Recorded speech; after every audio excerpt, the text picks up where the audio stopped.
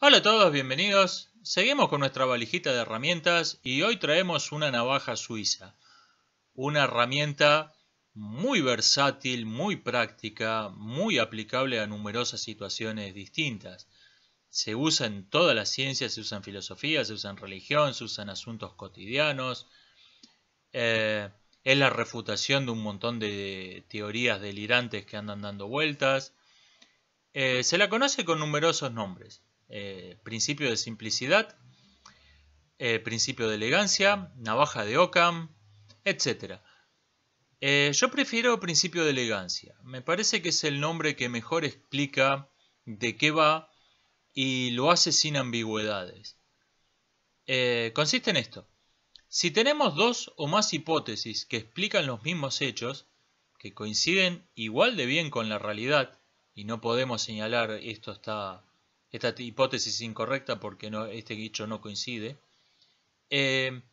nos conviene preferir aquella que explica la mayor cantidad de fenómenos con la menor cantidad de principios.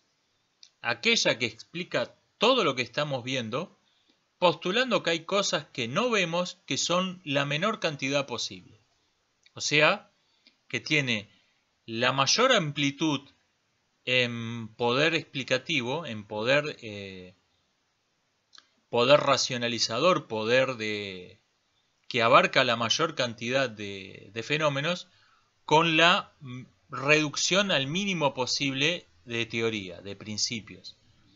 La menor cantidad de postulados axiomáticos y de los que se infiere por deducción lógica todo el resto. Como el aristócrata que prepara el té en la tetera y no en las tazas, ahorra pasos superfluos.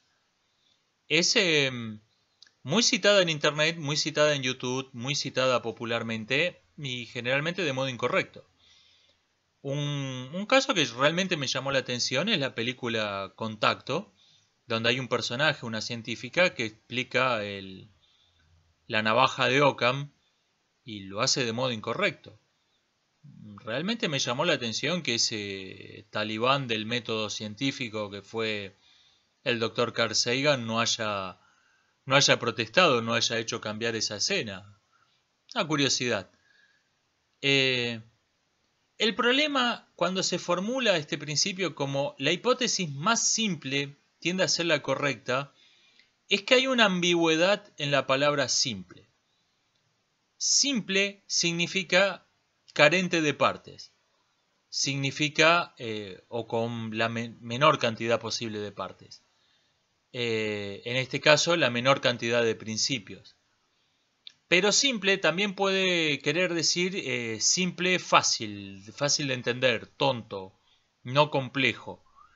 Y entonces la hipótesis más simple tiende a ser la correcta.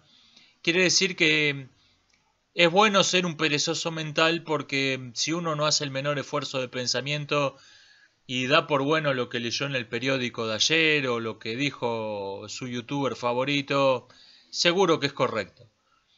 Y quienes se complican buscando explicaciones complejas seguramente están equivocados.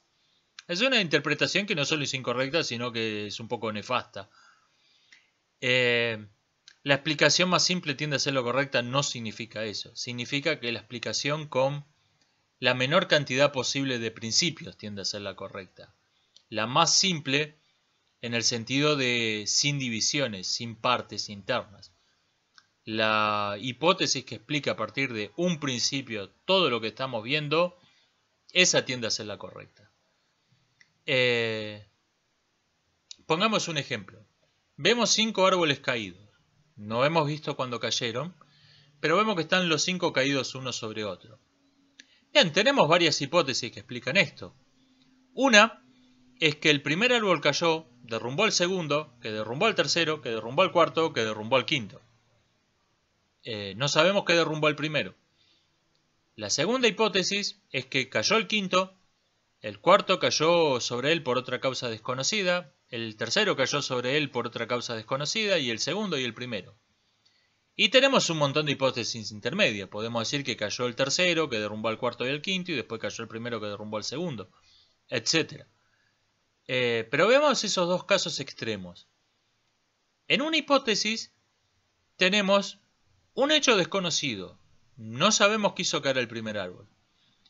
Pero todos los demás hechos están explicados por ese hecho primero desconocido. Y además explica por qué están caídos, no solo están caídos, sino que están caídos unos sobre otros. En la otra hipótesis tenemos 5 hechos desconocidos para explicar 5 fenómenos que hemos visto. No sabemos qué hizo caer el quinto árbol, no sabemos qué hizo caer el cuarto, no sabemos qué hizo caer el tercero, no sabemos qué hizo caer el segundo, no sabemos qué hizo caer el primero. Y como bonus track después de todo eso, tampoco sabemos por qué están caídos unos sobre otros. Eso simplemente es una coincidencia. Mientras que en la otra hipótesis hay una razón para que estén caídos unos sobre otros.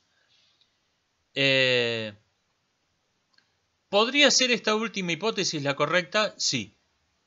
Pero es mucho más probable matemáticamente que la otra hipótesis sea la correcta. La que explica mucho con la menor cantidad, muchos hechos observados, postulando un solo hecho que no observamos y que no sabemos qué fue lo que hizo caer el primer árbol. Adviértase, ese tiende a ser la correcta. No hay una garantía de que lo sea. Matemáticamente, probabilísticamente, de modo estadístico, tiende a ser la correcta. Podría no serlo, pero si realmente no tenemos otra causa para... No hay algo que nos lleve a pensar, no, estos árboles cayeron por causas distintas, por otro motivo, nos conviene, si están en igualdad de condiciones, nos conviene preferir la hipótesis que explica mucho con la menor cantidad de postulados. Tiende a ser la correcta. Una consecuencia de esto es que una explicación solo es explicación cuando reduce lo desconocido a lo conocido. Una explicación que me explica lo desconocido postulando otra cosa desconocida, estamos como cuando bajamos del puerto. No, el caso famoso es la famosa tortuga de Motí. La Tierra no cae porque está sobre una tortuga. Y bueno, ¿y por qué no cae la tortuga? Eso no es una explicación. Por cierto, Motí es inocente de esa estupidez. Motí fue uno de los pensadores más brillantes de la antigüedad y es recordado por una estupidez que además no dijo. Como sea, ese es un ejemplo de explicación que no explica. Una explicación que explica algo simple postulando algo más complejo no sirve. Por ejemplo, no sabemos cómo se construyeron las pirámides de Egipto.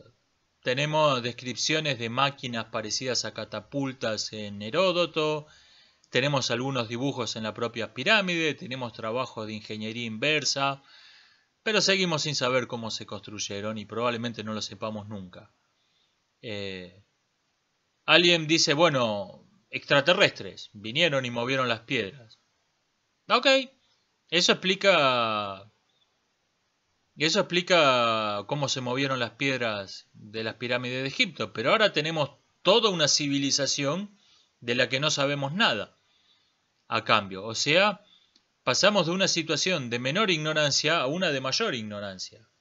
Esa explicación nos dejó peor que antes, ni siquiera igual. La tortuga de Motí nos dejaba igual que antes. Ese tipo de explicaciones que explican algo que estamos viendo a partir de más cantidad de principios, de hechos que no vemos que los hechos visibles que explican, ni siquiera nos dejan igual que antes, retrocedemos.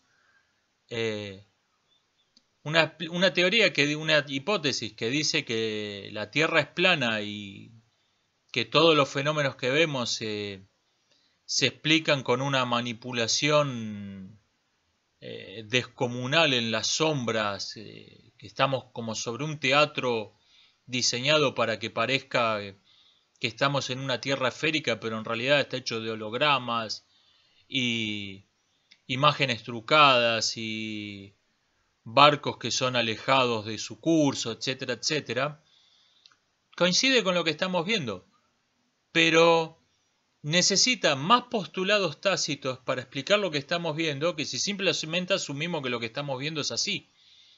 Esa situación nos lleva, esa explicación nos lleva de una situación de menor ignorancia a una de mayor ignorancia. Por lo tanto, no funciona. Este es el principio de elegancia, herramienta realmente útil. Conviene tenerla siempre a mano, siempre enganchada en el llavero. Esto ha sido todo por hoy. Nos estamos viendo. Hasta la próxima.